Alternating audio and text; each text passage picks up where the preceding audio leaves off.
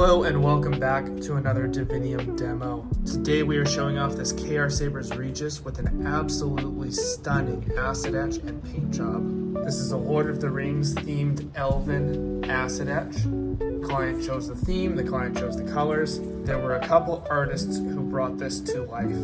First off, my acid etch artist is the same guy who does my concept arts. He's a very talented artist. He came up with this design. This was sent off to Sabercrafts in Canada here to do the actual acid etching. They have a very skilled acid etcher there, and I sent the odd project to them to have done up, and they never disappoint.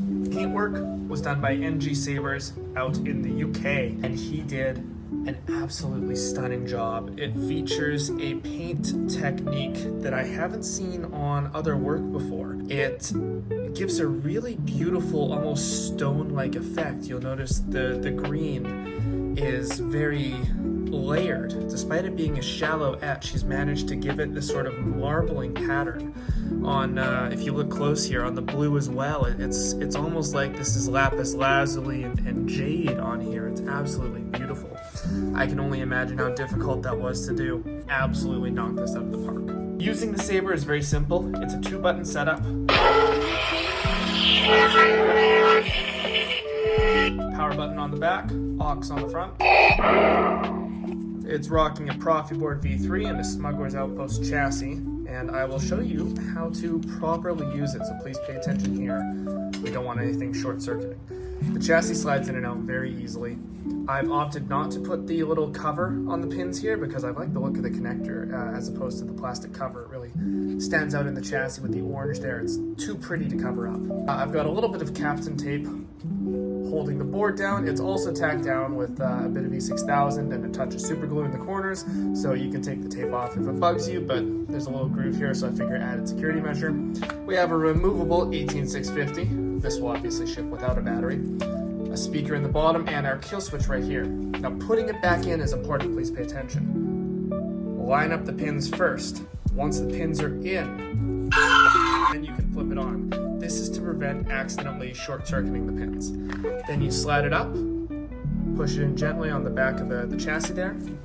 If it doesn't look like it's going in fully, try rotating it and try again. I don't imagine you'll have many issues with this chassis. It's very straightforward.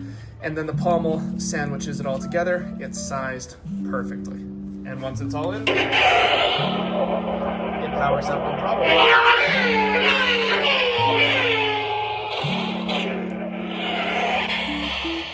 Now on the SD card are all the font files, of course, with all the original extras, Golden Harvest, Verso, the soundtracks, all that stuff.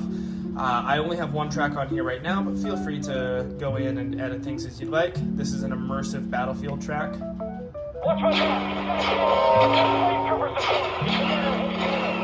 It's about 20 minutes of different battle sounds. The final detail, I've done something with the switches here to get the best feedback possible.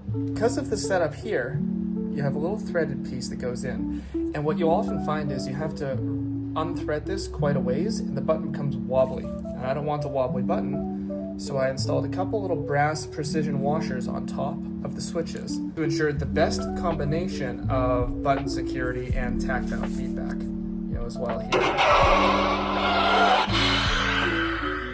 That's all for this video. Thanks for watching.